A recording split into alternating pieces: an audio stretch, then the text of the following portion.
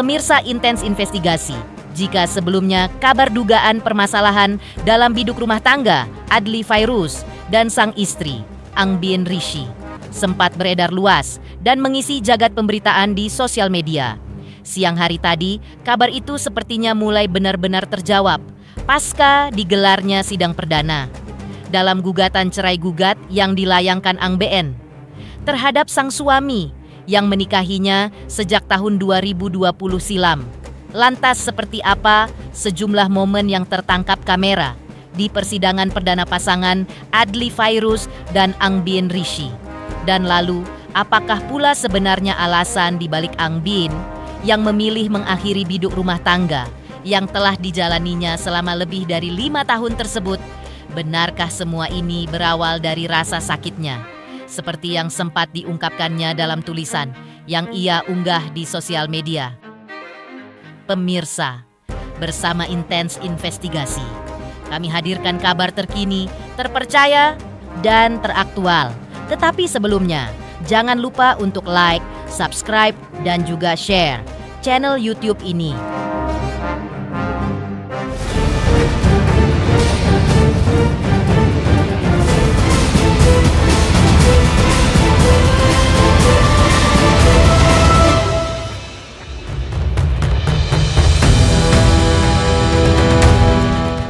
Mengutip sebuah pepatah bijak yang berbunyi, kadang cinta memang tak selalu harus dimiliki, karena ada kalanya hati perlu disembuhkan dengan melepaskan. Mungkin pepatah itulah yang kini agaknya tepat untuk menggambarkan apa yang dirasakan oleh Angbien Rishi atau usai heboh gugatan talak gugat yang dilayangkannya untuk sang suami. Setelah bertahun-tahun membangun rumah tangga dengan sang suami, Adly Fairuz, Angbien sepertinya telah siap mengakhiri semuanya dan melangkah ke fase kehidupannya yang lain. Pasalnya siang hari tadi pun digelarnya sidang perdana keduanya yang dilangsungkan di Pengadilan Agama Jakarta Selatan. Angbien di momen ini pun terlihat tak bisa menutupi kesedihan yang masih terlihat di wajahnya. Apa kabar, Kak?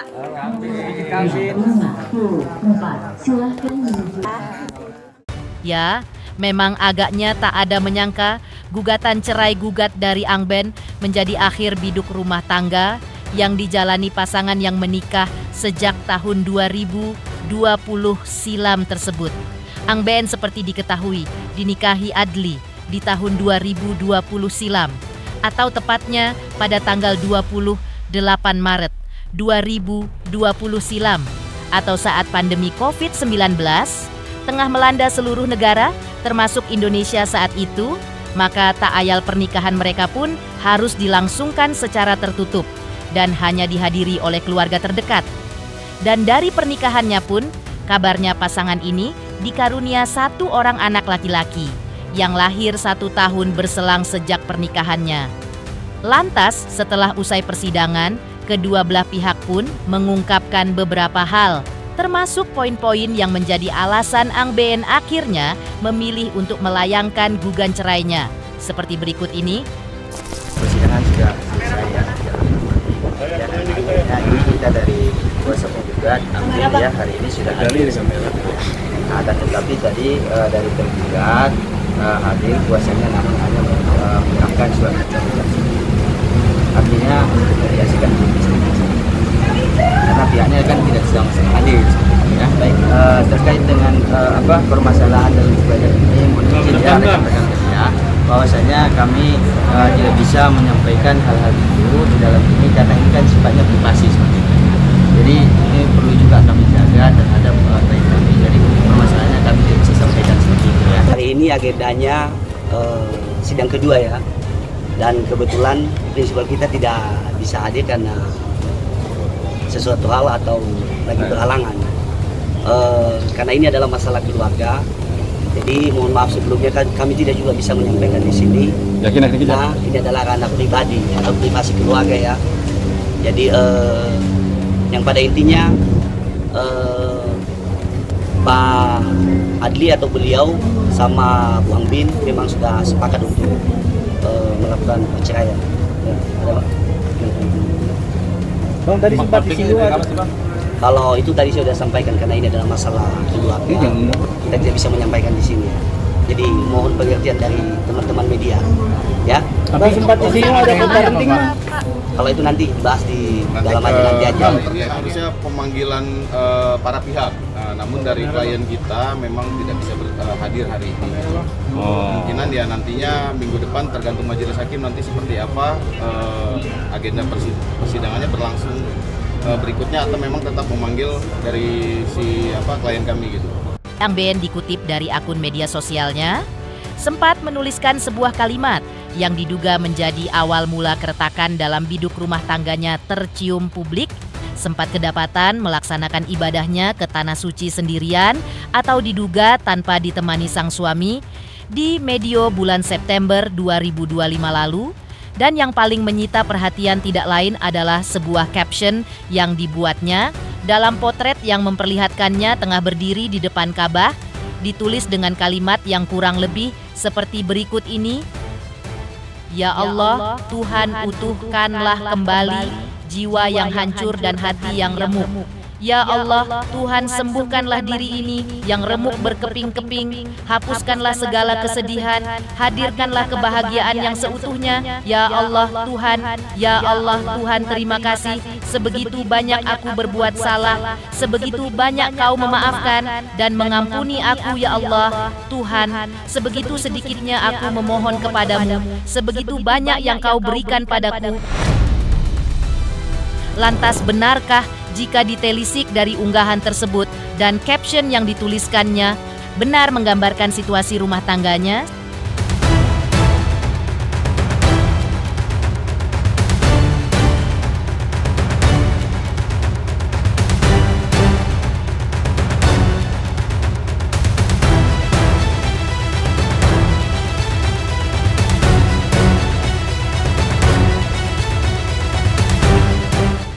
Setali tiga uang dengan apa yang diungkapkan Ang Ben di akun media sosialnya, Adly Fairuz juga kurang lebih melakukan aksi serupa. Dikutip dari akun media sosialnya, Adly juga sempat memposting video yang seolah menggambarkan suasana hatinya saat itu. Bagaimana tidak? Tak hanya dari captionnya yang menuliskan kalimat "Kau menghilang sebelum kita berpisah", tapi dalam penggalan lirik lagu yang dibawakannya pun kebanyakan berisikan kalimat "Jangan hakimi aku". Lantas seperti inilah momen Adly Fairuz menyanyikan lagi galau di sosial medianya, yang lagi-lagi diduga kuat semakin memperjelas isu dalam keretakan rumah tangganya saat itu.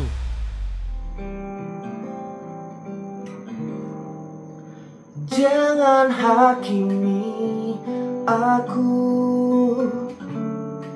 tak sepenuhnya salahku.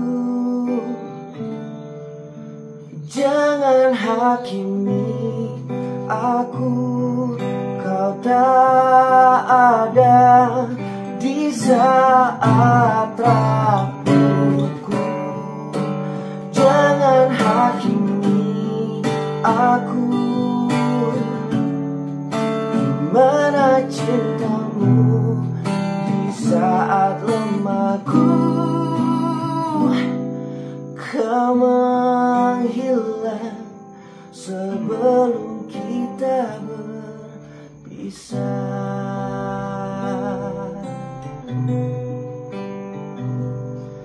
Kau menghilang sebelum kita berpisah.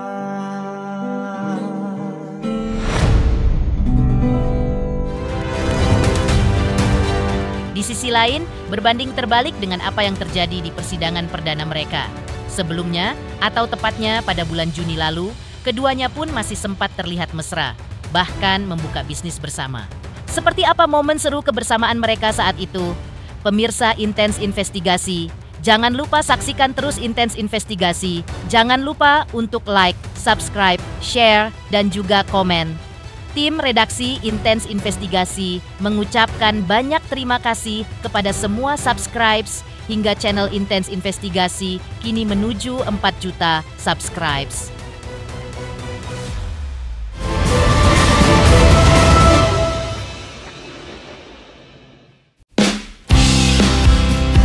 Ya, seperti diceritakan sebelumnya, seolah hingga saat ini tak bisa dipastikan apa yang menjadi alasan Angben Rishi akhirnya memilih mengakhiri biduk rumah tangganya. Yang pasti belum lama ini, atau tepatnya pada bulan Juni lalu, Adli sempat kedapatan menemani sang istri membuka bisnis rumah makan barunya. Seperti inilah momen seru kebersamaan mereka saat itu. Dan alasan Angben membuka bisnis rumah makan. Biasanya kita ketemunya di lokasi syuting nih. Sekarang agak berbeda sedikit. Alhamdulillah hari ini istri Angben buka warung nasi Grand Opening. Warung Oyot namanya, warung Oyot. Ini permintaan netizen udah sejak lama ya, karena aku udah jualan online 1 tahun. Mereka kepengen, ayo dong buka dong toko offline-nya. Jadi hari ini akhirnya terwujud juga, walaupun dengan berbagai macam pertimbangan ya. Tetap dengan style aku, makanannya pokoknya merakyat untuk semua kalangan. Nanti kita lihat-lihat makanannya gitu. Ini konsepnya warung. Konsepnya warung. Jadi makanannya ya makanan. Nah, ini nih spesialitasnya banget. Ini spesialitas banget. Ini aku nyari resep cumi bunting ini. Ini nanti teman-teman juga boleh cobain. Ini cuminya, cumi basah aku masak dengan resep aku. Rasanya bisa dicobain, kalian nggak bisa nemuin di mana-mana. Ini, padahal cuma cumi goreng doang, tapi rasanya boleh deh dicobain deh. Ya, ikonnya. Sini ada sate-satean, ada ayam, ada sate-satean, ada jantung, ada ampela. Ini ada ati. Ada kulit, ada usus. Terus ini ada kayak aneka kue gitu ya. Aneka kue. Ini ayam, tahu tempe. Nah, ini kue-kue nih. Kue-kue jajanan pasar ini kita bikin sendiri semua tadi. Itu menu-menunya. Konsepnya karena emang warung ya. Jadi ya tempat duduknya kayak gini gitu. Angben sendiri bercerita bisnis tersebut dibuka karena dirinya yang memang hobi dalam memasak. Ditambah lagi, Adli sang suami pun mengaku memang menyukai makanan, terutama sambal masakan sang istri. Hal inilah menjadikan keduanya kompak dalam membuka bisnis barunya tersebut. Aku suka masak kan, jadi aku suka masak yang ya suka coba apa aja gitu. Masak besar kan seru juga dimakan rame-rame. Dari dulu aku suka masak besar dari sebelum zaman bikin reels gitu. Enggak sih, kebetulan istri kan kegiatannya beda nih. Kalau Adli kan syuting, kalau Angben kan masak, jualan, jadi beda. Jadi lebih sharing kalau di rumah, gimana gitu kan. Tapi tetap kalau kita kan hobinya makan ya. Jadi kalau semua yang dimasak istri ya enak-enak aja. Paling ya aku menu baru nih, doain ya gitu. Untungnya aku suka masak, suami suka makan, jadi dia jadi modelnya, jadi testernya. Foto model. Semua, yang penting ada sambal. Sementara itu mundur kembali sedikit ke belakang. Atau beberapa tahun lalu di mana Ibunda Angben Rishi sempat mendatangi Bareskrim Polri untuk melaporkan dugaan mafia tanah. Seperti apa kejadian yang menimpa sang ibu saat itu? Dan lalu apa ungkapan Ibunda Angben bersama kuasa hukumnya? Pemirsa Intensi Investigasi, jangan lupa saksikan terus Intensi Investigasi. Jangan lupa untuk like, subscribe, share, dan juga komen. Tim redaksi Intensi Investigasi mengucapkan banyak terima kasih kepada semua subscribers hingga channel Intensi Investigasi kini menuju 4 juta subscribers.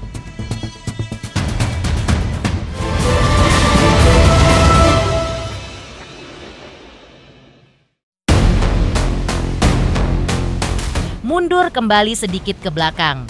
Atau beberapa tahun lalu, di mana Ibunda Angben Rishi, Yulia Wirawati, pun pernah mendatangi Bareskrim Polri untuk melaporkan dugaan mafia tanah. Menjadi korban mafia tanah, sang kuasa hukum, Kamarudin Simanjuntak pun menjelaskan bahwa ada 8 objek properti yang diduga diperjualbelikan tanpa sepengetahuannya. Dan akibat dugaan kejadian tersebut, Ibunda Angben Rishi diduga menderita kerugian ditaksir mencapai lebih dari 100 miliar rupiah lebih. Bukan kejahatan tindak pidana pemalsuan akte otentik, yaitu berupa membuat surat kuasa jual yang diduga isinya palsu. Karena klien saya tidak pernah membuat surat kuasa jual secara notaris dimaksud, dan notarisnya pun tidak pernah dikenal oleh klien saya. Bahkan notaris ini juga telah meninggal, yang ada hanya protokolernya. Kemudian ada juga pembuatan akte jual beli palsu. Nah, klien saya pun tidak pernah membuat akte jual beli itu.